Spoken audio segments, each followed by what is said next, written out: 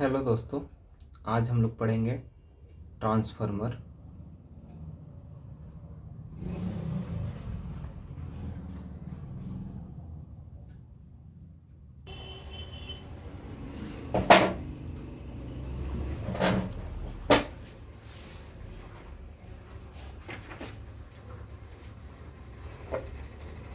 Hello student, तो आज हम लोग पढ़ेंगे ट्रांसफार्मर के बारे में। पहले कुछ नॉलेज जान लेते हैं कि इलेक्ट्रिकल मशीन में ट्रांसफार्मर क्यों पढ़ा जाता है। तो ट्रांसफार्मर पढ़ने का सबसे बड़ा रीज़न होता है हम लोग का ट्रांसफार्मर ट्रांसफार्मर का सबसे बड़ा पढ़ने का रीज़न ये है हम लोग को कि to transfer the power at long distance with है मैक्सिमम मिनिमम लोड। हम लोग को टू ट्रांसफ़र द पावर को हम लोग को ट्रांसफार्मर का हेल्प से ट्रांसफ़र करना आता है एक लॉन्ग डिस्टेंस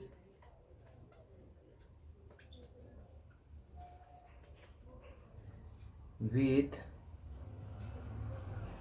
मिनिमम लॉसेस।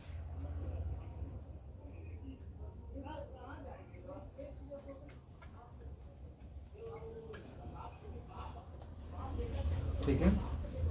और व्हाट इज ट्रांसफार्मर? तो transformer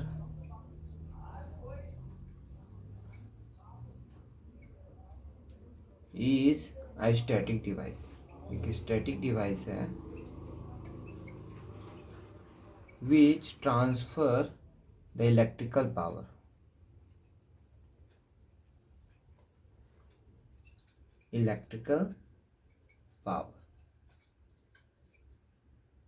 from one electrical circuit to another, from one electrical circuit to another electrical circuit।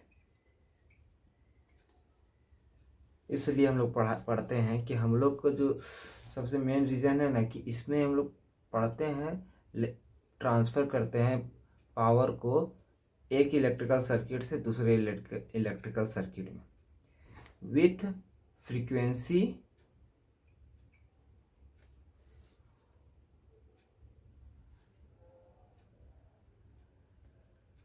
With frequency and power change.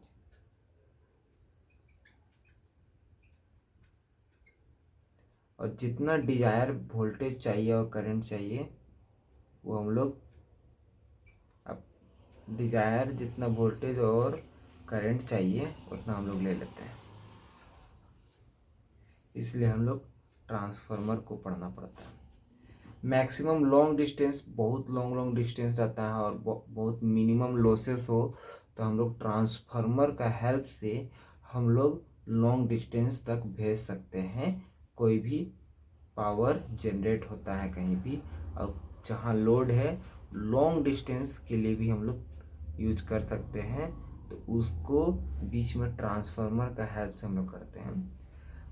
Transformer एक static device है जो कि इलेक्ट्रिकल पावर ट्रांसफ़र करता है एक electrical circuit से दूसरे इलेक्ट्रिकल सर्किट, मतलब एक इलेक्ट्रिकल सर्किट से दूसरे इलेक्ट्रिकल सर्किट में हम लोग ट्रांसफ़र करते हैं। और फ्रीक्वेंसी और पावर हम लोग का कुछ चेंज नहीं होता। जितना पावर हम लोग जनरेट करते हैं उतना पावर हम लोग लोड साइड तक पहुंचा देते हैं। और हम लोग को वोल्टेज और करंट जिस हिसाब से हमको वोल्टेज चाहिए, जिस हिसाब से हमको करंट चाहिए, उस हिसाब से हम लोग करंट और वोल्टेज ले सकते हैं ट्रांसफार्मर में। अब रहा कि हम लोग को पढ़ना पड़ेगा कंस्ट्रक्शन, कि ट्रांसफार्मर का कंस्ट्रक्शन कैसा होता है। कंस्ट्रक्शन ऑफ ट्रांसफार्मर, तो अच्छे से देखिएगा कंस्ट्रक्शन कैसे होती है। एक बहुत बड़ा टैंकी रहता है, टैंक रहता है, इसको कहते हैं ऑयल टैंक।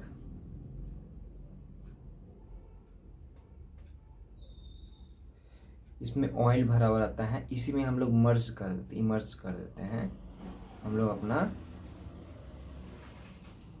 ट्रांसफार्मर का कोर, और उसमें वाइंडिंग रहता है।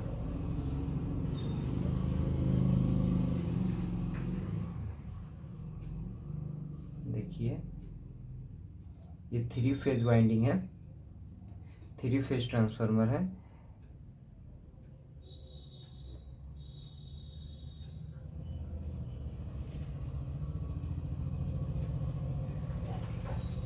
प्राइमरी और secondary, primary secondary, primary secondary, ये हो गया प्राइमरी वाइंडिंग।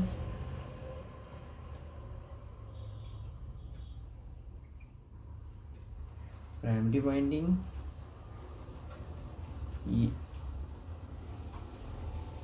ये हो गया हम लोग का इंसुलेटिंग बस्टिंग।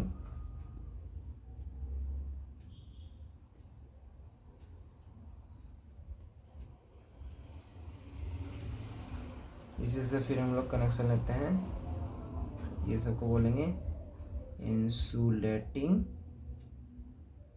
बस्टिंग, जो डिस्क टाइप में रहता है। डिस्क देखे होंगे आप लोग ट्रांसफार्मर में, ये वाला इंसुलेटिंग बस्टिंग रहता है। और यहाँ पर हम लोग का एक ट्यूब रहता है, उसको बोलते हैं कूलिंग ट्यूब। ये हो गया कूलिंग ट्यूब। ऑयल हीट होने लगता है क्योंकि इतना ज़्यादा लॉसेस होता है, इसमें, उसके कारण ऑयल भी हीटअप होने लगता है। ऑयल को कूल रखने के लिए हम लोग एक कूलिंग ट्यूब लगा देते हैं, जिससे कि वो जगह इस पर फैन लगा देता है, लेकिन लो रेटिंग का रहता है तो हम लोग कूलिंग भी लगा देते हैं। हाई रेटिंग में कूलिंग और आपका फैन भी लगाया जाता है ऑयल को कूल करने के लिए, ट्रांसफार्मर को कूल रखने के लिए। वाइंडिंग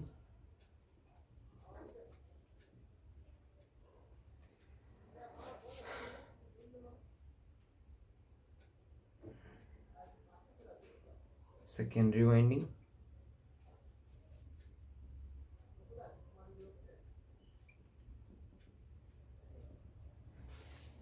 ठीक है। इसमें एक एग्जॉस्ट फैन लगा देते हैं हम लोग। अचानक अगर कभी गलती से इसमें अगर शॉर्ट हो और शॉर्ट होने के बाद अंदर बहुत ज़्यादा गैसेस निकले, तो वो इसके थ्रू निकल जाए।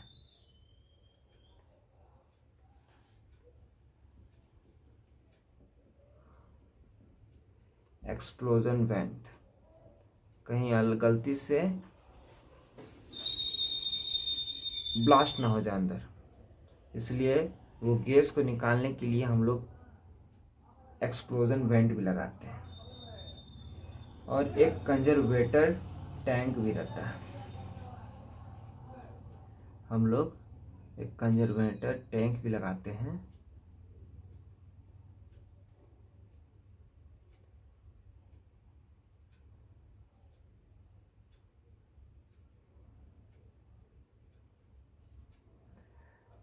और इसके बाद अलग से एक सिलिका जेल वाला ब्रेथर लगा देते हैं।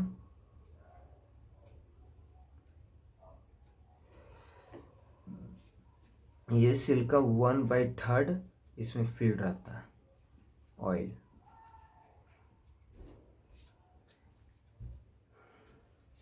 अब इसका हर एक एक पार्ट हम लोग पढ़ेंगे।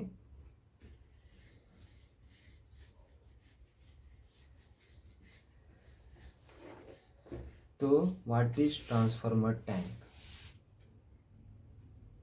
ट्रांसफार्मर टैंक क्या होता है? टैंक क्या होता है? The transformer core the transformer core and winding arrangement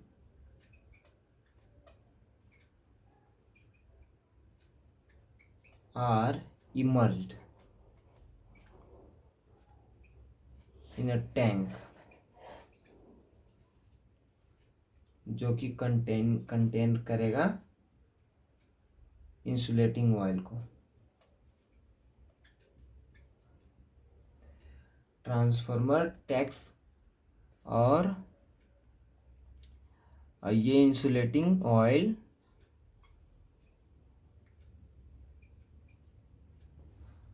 protect the core and winding to burn. Protect the core and winding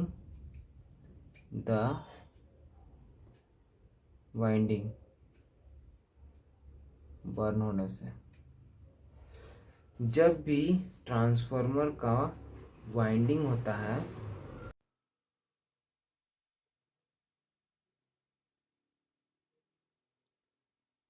winding होता है में रेटेड वोल्टेज देते हैं, रेटेड करंट देते हैं, मैक्सिमम वोल्टेज बोलते हैं, maximum voltage at the primary side. तो इसके कारण बहुत सारा वाइंडिंग लॉसेस होती है, बहुत सारा कोर लॉस होता है, बहुत सारा लीकेज रिएक्टेंस लॉसेस होता है। उसके कारण उसको कूल करना पड़ता है, क्योंकि इतना लॉसेस होता है तो उसके कारण बहुत सारा हीट होने लगता है। तो ट्रांसफार्मर को हम लोग को कूल करना रहता है। तो उसको कूल करने के लिए हम लोग इंसुलेटिंग ऑयल देते हैं कि उसका टेम्परेचर मेंटेन रहे। हम लोग ऑयल ही प्रीफर करते हैं, क्योंकि ऑयल इज ए इंसुलेटिंग, बहुत बढ़िया इंसुलेटिंग मटेरियल है ऑयल, जो कि अंदर कोई भी वाइंडिंग को एक दूसरे से कनेक्ट नहीं करेगा। इसलिए हम लोग इंसुलेटिंग ऑयल से इमर्ज कर देते हैं, उसमें डाल देते हैं कोर को। अब ये ट्रांसफार्मर ऑयल क्या है,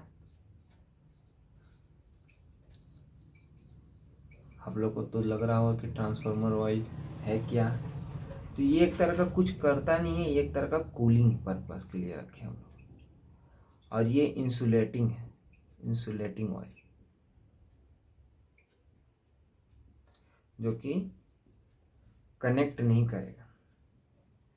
अब ये ट्रांसफार्मर का कोर क्या है, आप लोग को तो मन में आ ही रहा होगा।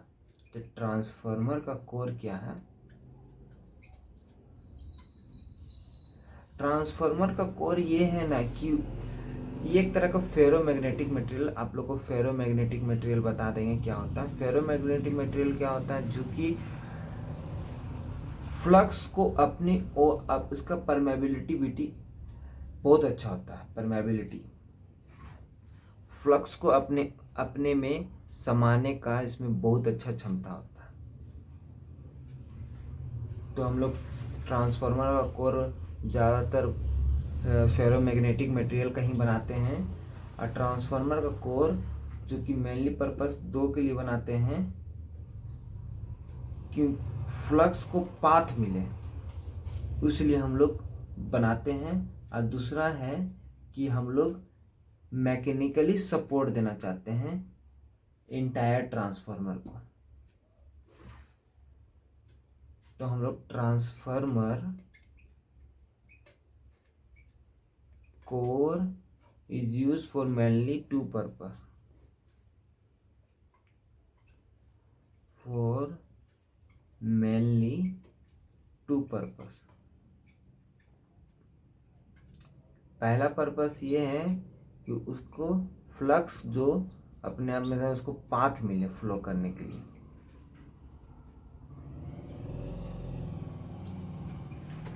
एक मैकेनिकल सपोर्ट दे देता है। अंदर जो काम करता है ट्रांसफार्मर, एक सर्किट से दूसरे सर्किट में जो पावर को डिलीवर करता है, पावर एक इलेक्ट्रिकल सर्किट से दूसरे इलेक्ट्रिकल सर्किट में पहुंचता है, वो एक मैकेनिकली सपोर्ट देता है, उसे कहते हैं ट्रांसफार्मर का कोर को, तो उसके हेल्प से करते हैं, तो उसको कहते हैं transformer core. Provide mechanical support,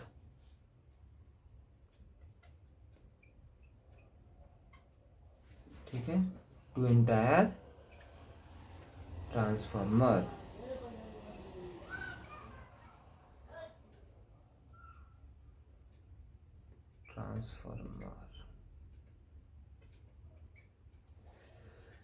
अब हम लोग पढ़ेंगे कि इसका कंजर्वेटर टैंक क्या है।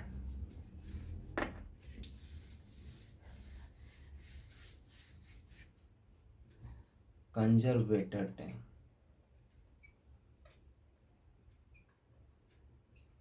कंजर्वेटर टैंक के साथ एक अलार्म लगता है,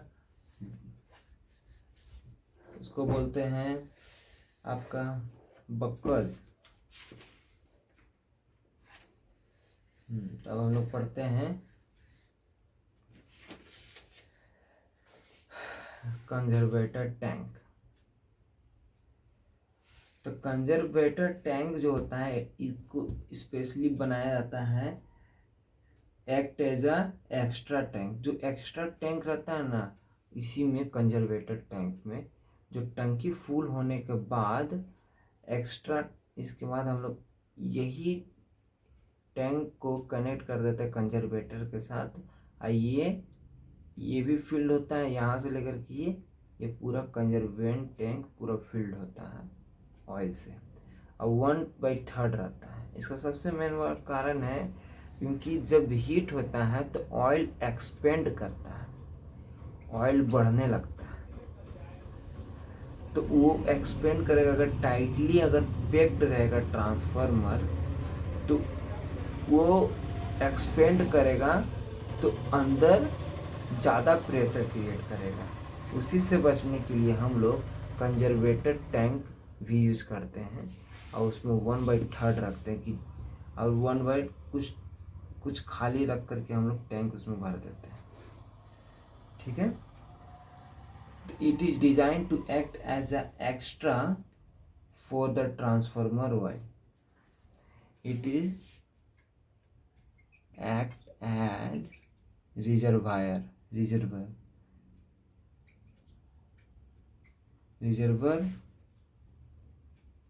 फॉर ट्रांसफार्मर टैंक।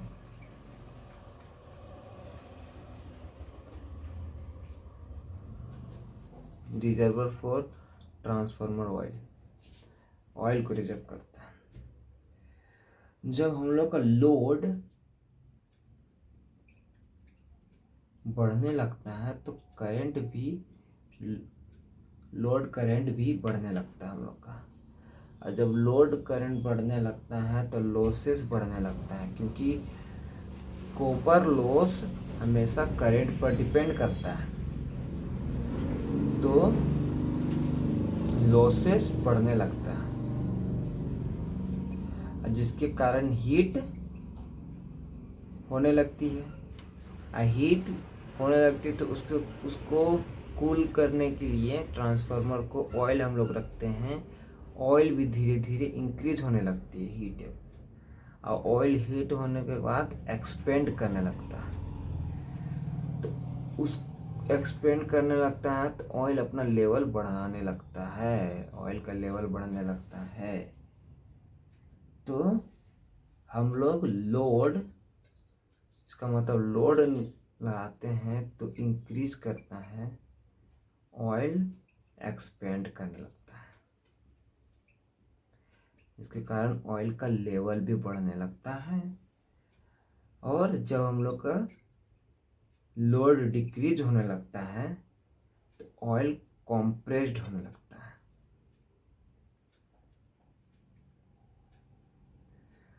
और ऑयल का level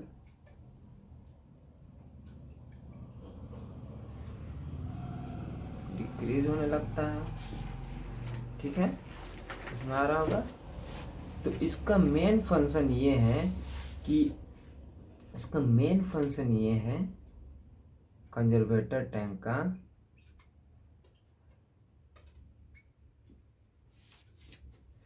two keep the transformer coil, to keep the transformer oil completely filled with oil at all condition, कोई भी कंडीशन में जो है, लेकिन ट्रांसफार्मर का ऑयल फिल्ड रहे पूरा का पूरा। अब कंजर्वेटर टैंक का तो मेन पर्पस आपको पता चल गया कि टंकी में जो ऑयल रहता है, इंसुलेटिंग ऑयल, वो पूरा का पूरा फिल्ड रहना चाहिए।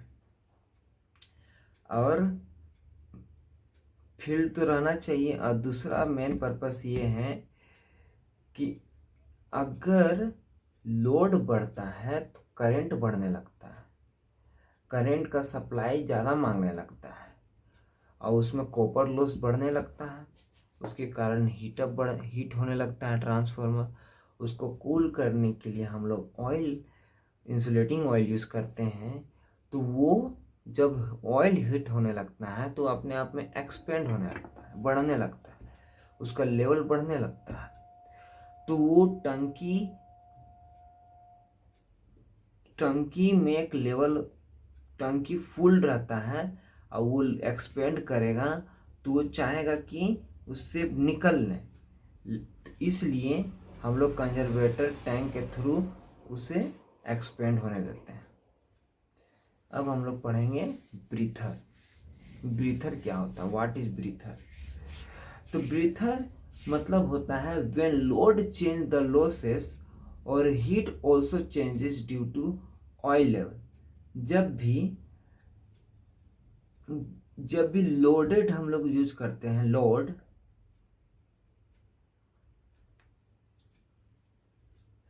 जब भी लोड चेंज होता है उसके कारण कभी लोड बढ़ा, कभी लोड घटा, कभी लोड इंक्रीज हुआ, कभी लोड डिक्रीज हुआ, लेवल अप हुआ, लेवल डाउन हुआ, इसके कारण हीट होने लगता है। Up down up down up down up down up down होने के कारण हीट अप होने लगता है। ठीक है, तो हीट अप होने लगता है तो हम लोग क्या करते हैं कि उसका हम लोग नहीं, ऑयल जो होता है, टंकी का ऑयल होता है, वो एक्सपेंड करने लगता है। तो जब when oil expand the conservator air will remove from the breather, and when oil compress the air will enter in the conservator। मतलब जब भी ऑयल एक्सपेंड करता है तो कंजर्वेटर होता है जो एयर को बाहर की ओर फेंकता है, और जब ऑयल कंप्रेस्ड होने लगता है तो एयर इंटर करता है, एक तरह का लंग्स टाइप में। हम लोग का बॉडी में जो लंग्स होता है उसी के तरह काम करता है। तो जब लोड बढ़ता है, लेवल बढ़ता है, और लेवल जब बढ़ता है तो वो एयर को रिमूव्ड करता है, बाहर की ओर फेंकता है। और जब लोड घटता है और ऑयल कंप्रेस्ड होने लगता है तो ब्रीथर क्या करता है, एक तरह का एयर को इंटर करने का मौका देता है, अप डाउन अप डाउन। तो जिसके कारण अप डाउन होने लगता है, तो उसके कंजर्वेटर के साथ हम लोग एक सिलिका जेल भी सिलिका ब्रीथर भी लगा देते हैं, जिसमें सिलिका जेल फिल्ड रहता है, सिलिका जेल फिल्ड रहता है। तो वो क्या होता है कि सिलिका जेल ब्लू कलर का रहता है, और जब ये यूज्ड हो जाता है तो वो पिंक कलर का हो जाता है। आप देख करके बता दोगे कि वो यूज्ड हो चुका है, पूरा सिलिका जेल अब खराब हो चुका है। तो जब लोड बढ़ता है तो ऑयल का लेवल एक्सपेंड करता है, बढ़ता है, तो ब्रीथर से एयर आउट होता है। और जब लोड घटता है तो ऑयल का लेवल कंप्रेस्ड हो जाता है, तो ब्रीथर के साइड से एयर इंटर करता है। तो हम लोग जो सिलिका जेल यूज करने का मेन पर्पस ये है, सिलिका जेल यूज करने का मेन पर्पस ये है कि ब्रीथिंग हो तो पूरा ड्राई एयर को इंटर करे, ना कि मॉइस्चर एयर को। मॉइस्चर एयर को ना करे, ड्राई एयर को इंटर दे, ड्राई एयर को इंटर दें और मॉइस्चर वाला को बाहर कर दें। ठीक है, अब समझ में आ रहा है? तो सिंपली हम लोग सिलिका जेल यूज करते हैं। अगर मॉइस्चर एयर इंटर हो जाता है तो ऑयल के साथ ये मिक्स्ड हो जाएगा, ऑयल का मॉलिक्यूल के साथ मिक्स्ड हो जाएगा और एक तरह का कंडक्टिव नेचर जैसा शो करेगा, जिसके कारण अंदर शॉर्ट सर्किट भी हो सकता है। इसलिए हम लोग सिलिका जेल यूज करते हैं। ठीक है, तो आपको लिखने का मन है तो आप लिख लीजिए व्हाट इज ब्रीथर। तो ब्रीथर क्या होता है देख लीजिएगा। When load changes, the losses or heat also changes due to the oil changes, due to which oil changes। जब लोड चेंज होगा, लॉसेस भी चेंज होगा, और जब लोड चेंज होगा, लॉसेस चेंज होगा, हीट उसमें चेंज होने लगेगा अप डाउन, और उसके कारण ऑयल का लेवल भी चेंज होने लगेगा। ठीक है, अब तो when oil expand the conservator air will be remove. जब ऑयल एक्सपेंड करेगा, बढ़ेगा, तो कंजर्वेटर के थ्रू से एयर आउट होगा, एयर निकलेगा।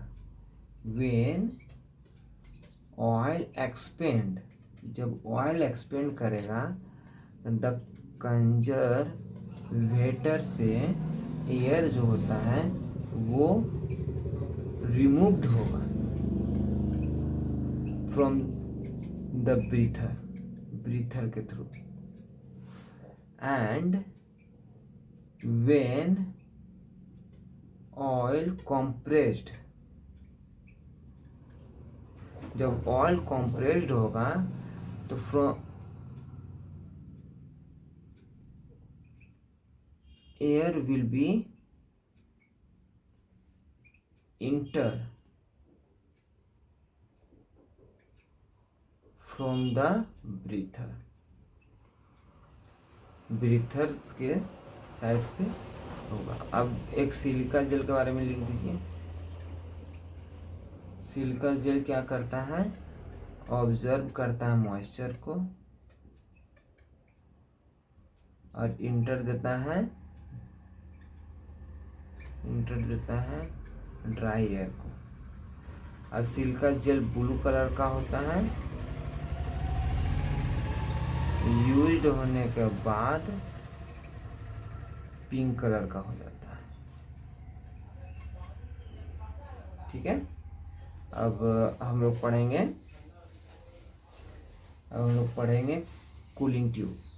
अब कूलिंग ट्यूब हम लोग क्यों यूज करते हैं?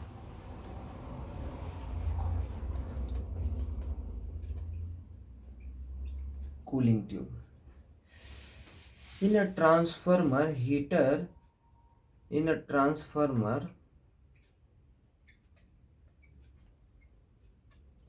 ट्रांसफार्मर का जो ऑयल होता है ना, हीट होने लगता है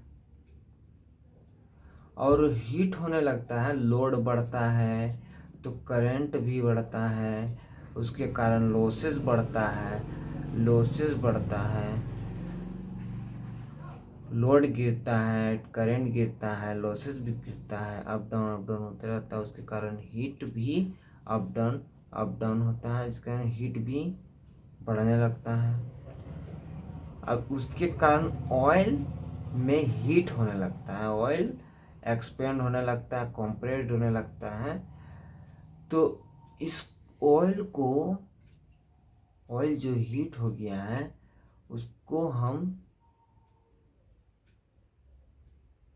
कूल डाउन करना चाहते हैं, तो हम लोग कूलिंग ट्यूब यूज करते हैं। तो इन अ ट्रांसफार्मर हीट जनरेट होता है इन द कोर वाइंडिंग में होता है। तो cooling tube removed heat from transformer oil tank। अब आप लोगों को इसमें दिक्कत होगा, जैसे कि देखिए ट्रांसफार्मर ऐसे रहता है, इसका अंदर वाइंडिंग रहती है। आई ये टैंक के अंदर में डाल दिया गया है, टैंक ऑयल है इधर उधर, आई कोर है, जैसे कि देखिए ऐसे ये अंदर फील्ड है ऑयल, इसका अंदर फील्ड है ऑयल, इसके अंदर में हम लोग कोर रख दिए। अब जब ये कोर में हीटअप होने लगेगा तो ऑयल भी धीरे धीरे हीट होने लगेगा। ये ऑयल जो हीट होने लगता है इसको हम लोग को कूल करना रहता है। तो हम लोग कूल कैसे करेंगे इसका, तो हम लोग एक कूलिंग ट्यूब यूज करते हैं, जिसके कारण ये ऑयल इसके थ्रू जाता है और ये कूल होता है, ठंडा होने लगता है। अप डाउन क्योंकि इसका लेवल अप डाउन मतलब ऑयल का लेवल अप डाउन होता है, इंक्रीज होने लगता है। तो इसके कारण इसके थ्रू फ्लो होने लगता है और जिसके कारण ऑयल कूल होने लगता है। तो student, thank you for listening my complete video. और आपको अगर कोई भी डाउट हो तो आप कमेंट कर सकते हो, और आप कमेंट करो मेरे चैनल में इलेक्ट्रिकल पावर चैनल नाम है। मैं अपने इस चैनल में नॉलेज दूंगा, इलेक्ट्रिकल का नॉलेज। Thank you student.